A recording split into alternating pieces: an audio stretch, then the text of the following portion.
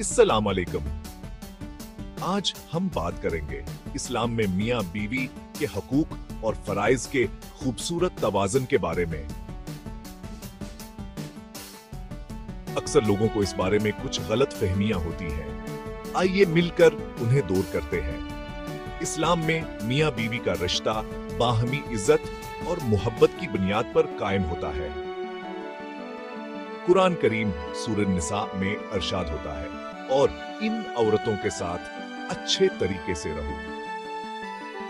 इसका मतलब है कि अपने शरीक हयात के साथ हमदर्दी और समझ बूझ से पेश आना। हदीस मुबारका इस बात पर मजीद रोशनी डालती है।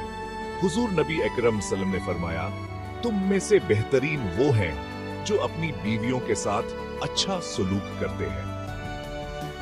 शोहरों को मेहरबान, मददगार और मुनसिफ होने की तरगीब दी जाती है।